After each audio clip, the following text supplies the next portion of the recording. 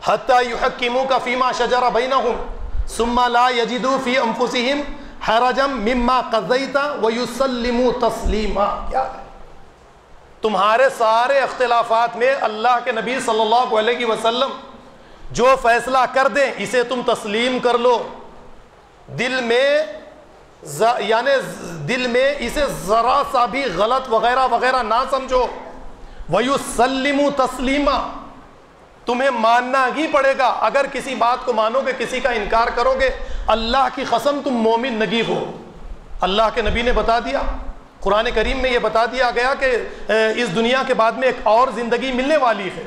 جب اس پر یقین ہمارا پکا ہو جائے گا تو ہمارے اندر ایک اعلیٰ آخرت رخی, دنیا رخی کردار سے ہم کٹ کر آخرت رخی کردار اختیار کریں گے.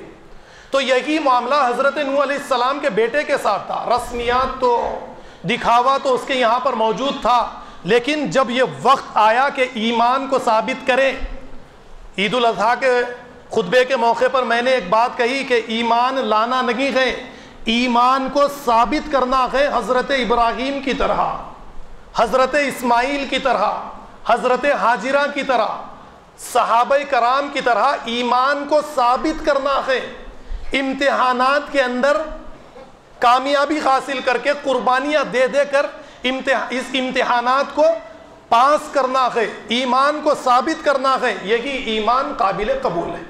اس کے علاوہ ہمارے جیسا ایمان قابل قبول نہیں ہے. بیٹے کو دیکھ کر باپ نے کہا ونادى نوح ابنہ یا بنی ارکب معنا ولا تکن مع الکافرین. بیٹے آجا کافروں کے ساتھ مت ہو جا. تو کہنے لگا, باپ سے کہنے لگا کہ اے میرے والد نوح, آج میں خالا سآوی الی جبل یعصمنی من الماء, میں کسی اونچے پہاڑ کی چوٹی پر جا کر اس پانی سے اپنے آپ کو بچا لوں گا. مجھے یقین ہے کہ پانی مجھے بچائے گا. آپ کی کشتی نہیں بچا سکتی. آپ کی کشتی میں جو سوار ہے وہ سارے کے سارے ہلاک ہونے والے ہیں, لیکن پہاڑ کی چوٹی پر میں جا کر اپنے آپ کو بچا لوں گا. وحال بینہم الموج فکان من المغرقین. اللہ تعالیٰ فرماتے ہیں کہ باپ اور بیٹے کے بیچ میں بات چیت ہو ہی رہی تھی کہ ایک پانی کی نہر سیلاب آتا ہے, بیٹے کو حضرت نوح علیہ السلام کی آنکھوں کے سامنے بہا کر لے جاتا ہے. ٹھیک یہی بات اللہ رب العالمین نے سورہ تحریم میں بھی بیان کی ہے. دیکھیے وہاں پر حضرت لوط علیہ السلام کی بیوی نوح علیہ السلام کی بیوی کو لایا ہے, لا کر یہ کہا ضرب اللہ مثلا للذین کفروا امرأۃ نوح وامرأۃ لوط. ہم مثال دیتے ہیں اے ایمان والو تمہارے لیے, یعنی کافروں تمہارے لیے نوح علیہ السلام کی بیوی اور لوط علیہ السلام کی بیوی کی. وہاں پر اللہ تعالیٰ فرماتے ہیں کہ یہ دونوں کانتا تحت عبدین من عبادنا صالحین فخانتاہما. یہ دونوں کے دونوں عورتیں ہمارے نیک پیغمبروں کی زوجیت میں تھی, لیکن انہوں نے خیانت کی. یہ ان کو بھی پکا ایمان نہیں تھا. شوہروں کی رسالت کو انہوں نے دل سے تسلیم نہیں, زبان سے تسلیم کیا تھا. گھر میں رسمیات, نماز روزے وغیرہ کا اہتمام تھا, دل میں ایمان نہیں تھا. تو اس کے اب ان کے اندر کیا کردار پیدا ہوا؟ نوح علیہ السلام کے مخالفین کو ساری اطلاع دے دیا کرتی تھی کون مسلمان ہے, نوح علیہ السلام کیا کرنے والے ہیں, نوح علیہ السلام نے کن کن کو دعوت دی ہے. یہ کردار منافقت, یہ کردار کب پیدا ہوتا ہے؟ جب آخرت پر, رسالت پر, اللہ پر ایمان پکا نہیں ہوتا. لیکن وہ چیزیں پیدا ہو جاتی ہیں. اس لیے میں کیا کہتا ہوں, بعض ہندو بھی نمازیں پڑھ لیتے ہیں, بعض ہندو بھی لا الہ الا اللہ یہ کلمہ اپنی زبان سے اس کلمے کا اقرار کر لیتے ہیں. رمضان کا مہینہ آئے تو ہمارے ملک میں کئی ہندو ہیں جو روزہ رکھ لیتے ہیں. تو فرق کیا رہا؟ کردار. فرق یہی چیز کا فرق ہے. تو یہاں پر حضرت نوح علیہ السلام کی بیوی کو رکھ کر یہ کہا گیا کہ دیکھو اس نے خیانت کی, لوط کی بیوی نے خیانت کی. وقیل ادخلوا النار مع الداخلین, ہم نے کہہ دیا کہ جہنم میں جانے والوں کے ساتھ اے نوح کی اور لوط کی بیوی تم دونوں کے دونوں جہنم کے اندر چلے جاؤ. پھر فرعون کی بیوی آسیہ کو لایا گیا, حضرت مریم کو لایا گیا, کہا گیا کہ آسیہ فرعون کی بیوی ایک کافر بادشاہ کی بیوی ہونے کے باوجود اللہ سے دعا کرتی ہے کہ میرے لیے جنت میں ایک مکان بنا دیجئے اے اللہ، اور اس فرعون کے ظلم سے مجھے نجات دیجئے۔ اللہ نے اس کی دعا قبول فرما لی ہے۔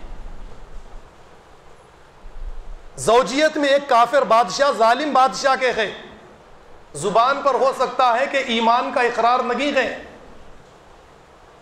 نماز وغیرہ کا کوئی اہتمام بادشاہ کے مکان میں محل میں شاید نہیں ہے، دل میں اقرار ہے، دل کا ایمان ہے، قابل قبول ہے، رسمیات ہے، دکھاوے کے لیے نماز روزہ سب ہے، دل میں ایمان نہیں ہے، اور جہنمیوں کے ساتھ جہنم کے اندر نوح کی بیوی رہے، لوط کی بیوی رہے، نوح کا بیٹا رہے، سب کے سب کو چلے جانا ہے۔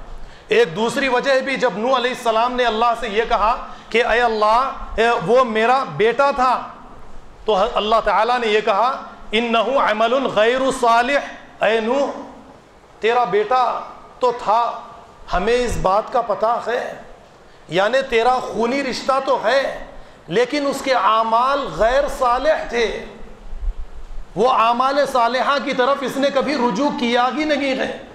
تو اللہ تعالیٰ یہاں پر اس آیت کے ذریعے یعنی مومنوں کی رشتہ داری کو خونی رشتہ داری سے ہٹا کر شعوری رشتہ داری کی طرف لے کر آتے ہیں، اور یہ بتانے کی کوشش کرتے ہیں کہ تمہارا رشتہ دار با ایمان ہے، بے ایمان اور منافق تمہارا رشتہ دار نہیں ہے۔ سوسائٹی کے اندر اب رشتہ داری کا جو معیار ہونا چاہیے وہ خون نہیں، ایمان ہونا چاہیے۔ اسی لیے کچھ سال پہلے میں نے آپ کے سامنے ایک بات رکھی تھی کہ میرا بیٹا ناخلف ہے، بد کردار ہے، تو ایسی صورت میں آپ کے پڑوس میں آپ کا رشتہ دار نہ ہو خونی رشتہ دار، لیکن آپ کے پڑوس میں آپ کے پڑوسی کا بچہ با کردار ہے، با اخلاق ہے، با شعور ہے، تو آپ اپنے بچے کی پڑھائی پر یا کاروبار کے لیے جو پیسہ اپنے بچے پر لگانے والے ہیں، یہ پیسہ آپ اپنے پڑوسی کے بچے پر لگائیے۔ نتائج آپ کے دل کو اطمینان ملے گا جب یہ پیسے کو ضائع نہیں کرے گا بلکہ اس کے اندر اضافہ کرے گا، جو تعلیم حاصل کرے گا اس کے مطابق رزلٹس دے گا۔ آپ کا بچہ پڑھتا نہیں، آپ پیسہ لگا کر اسے کچھ بنانا چاہتے ہیں، آخر میں رزلٹس برے آئیں گے، آپ کے دل کو تکلیف ہوگی۔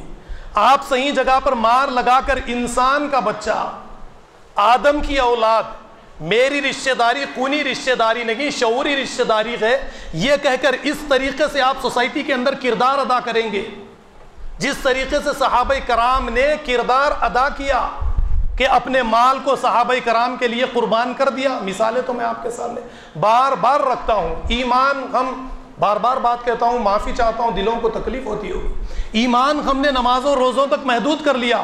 2 مکان کسی کے پاس ہے تو کیا اپنے بے مکان بھائی پر مکان کو قربان کیا؟ زیادہ مال کسی کے پاس ہے تو آدھی دولت یا 25% دولت اپنے بھائی کو کسی بھائی نے دی ہے؟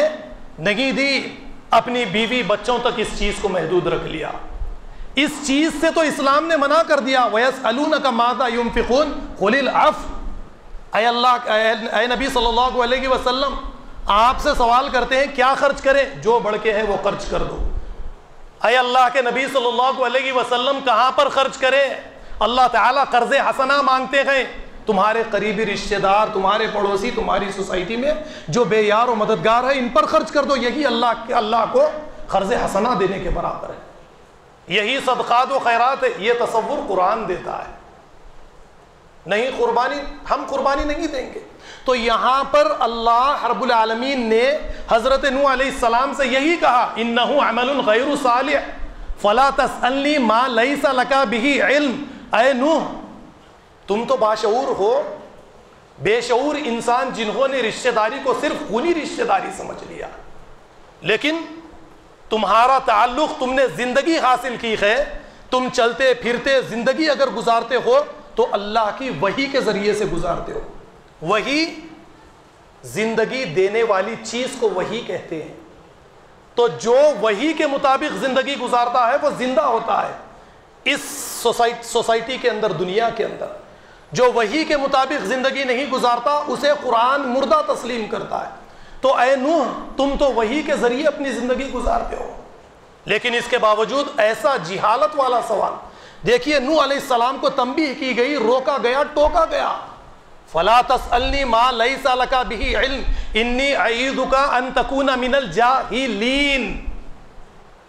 صرف ایک باپ اپنی اولاد کے لیے سوال کرے تو یہ کہہ دیا جائے خبردار اپنے آپ کو جاہلوں میں سے مت بنا لو، اپنے آپ کو جاہلوں میں سے مت کر لو، یہ تمہارا خونی رشتہ دار ہے، تمہارا خون ہے، لیکن اس کے باوجود اس کے اعمال صحیح نہیں ہے، ناشائستہ ہے، تو اللہ کے یہاں پر وہ پیغمبر کا بیٹا رہے یا پیغمبر کی بیوی رہے. اب مسئلہ دیکھیے، درود کا مسئلہ لے لیجیے. آپ جتنے سید آپ کو اس ہندوستان میں ملیں گے، ساری دنیا میں جتنے حبیب کے وغیرہ سید کے نام سے آتے ہیں، آپ نماز میں پڑھیں گے اللہم صلی علی محمد وعلی آل محمد پڑھیں گے آپ، پھر یہی سیدوں کو آپ گالیاں دینا شروع کریں گے. یہ ڈبل، یہ منافقت نہیں تو کیا ہے آپ بتائیے. ایک تو پہلی چیز درود، یہ صلاۃ، یہ کرنے کا کام تھا، اس کو پڑھنے میں بدل کر امت کو ایک بڑے عظیم مقصد سے غافل کر دیا گیا. اس کے قرآن کریم کی چند آیات کو لا کر درود کے بارے میں سمجھانے کی کوشش تو کروں گا کہ یہ ایک عظیم کام جو امت کو دیا گیا تھا، اسے کس طریقے سے تبدیل کیا گیا ہے. اب آپ ذرا غور کیجئے، اللہم صلی علی محمد وعلی آل محمد 420 کے کیسز آپ سیدوں کے اوپر ڈالیں گے، سیدوں کو گالیاں دیں گے، نماز میں آئیں گے ان کو دعائیں دیں گے، ان پر رحمت کے لیے اللہ سے کہیں گے، ان کی فضیلتوں کو قبول کریں گے. یہ کس طریقے کا ایمان ہے آپ بتائیے. کوالٹی ہونی چاہیے، کردار پیدا ہونا چاہیے، یہی کردار جنت اور جہنم کو دلائے گا، اللہ کی رضا کو دلائے گا. اس کے بغیر کچھ پڑھ لینے سے، کچھ بیٹھ کر تسبیح ہاتھ میں لے کر جھپکنے سے، یہ چیزوں سے جنت ایسے حاصل ہوتی کہ نہیں. کردار کوالٹی لانا چاہیے، نہیں تو نوح کے بیٹے کی طرح تباہ اور برباد کر دیا جائے گا، نوح کی بیوی کی طرح تباہ برباد کر دیا جائے گا. تو یہاں پر وہی کہا گیا نوح علیہ السلام سے، انہ عمل غیر صالح فلا تسألنی ما لیس لک بہ علم انی اعیذک ان تکون من الجاہلین. میں تمہیں منع کرتا ہوں، اپنے آپ کو جاہلوں میں سے ہرگز مت کر لو. فوراً حضرت نوح علیہ السلام نے اللہ سے معافی مانگی کہ اے اللہ کہ مجھے جس چیز کا علم نہیں ہے میں آپ سے وہ نہیں مانگتا، مجھے اس بات کا پتہ نہیں تھا کہ میرا بیٹا منافق ہے، دل میں ایک، زبان پر اس کے ایک ہے، لہٰذا اے اللہ وَإِلَّا تَغْفِرْ لِي وَتَرْحَمْنِي أَكُن مِّنَ الْخَاسِرِينَ.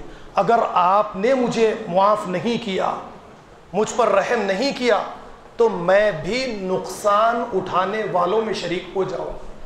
ایک پیغمبر، غلطی کیا ہے بتائیے آپ.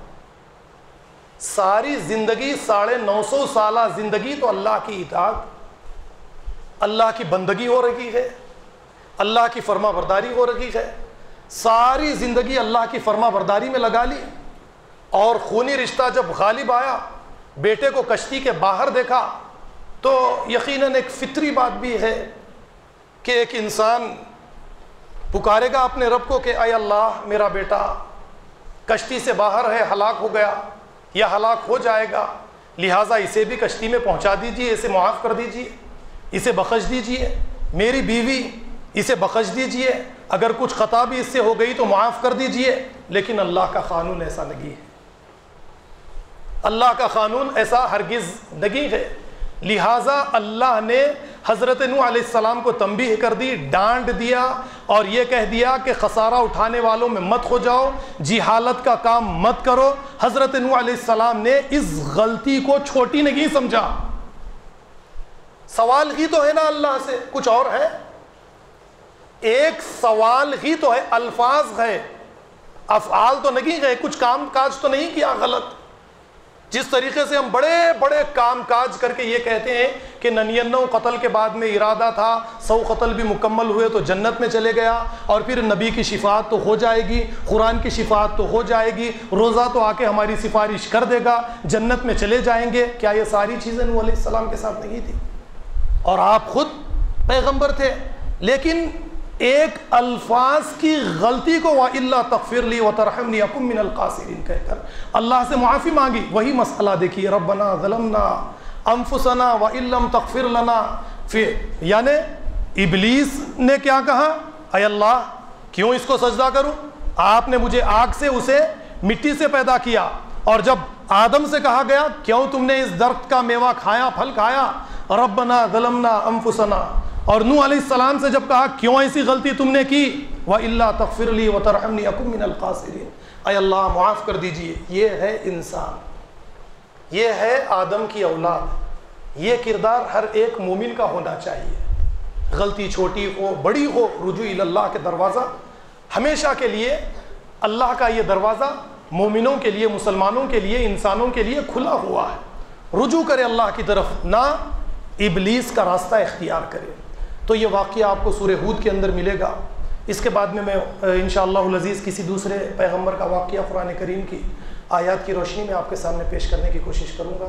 اللہ رب العالمین سے دعا کرتا ہوں کہ جو کچھ بھی کہا گیا ہے اللہ تعالی ہمیں اس پر عمل کرنے والا، دوسروں کو عمل کی دعوت دینے والا بنائے۔ وآخر دعوانا ان الحمد للہ رب العالمین۔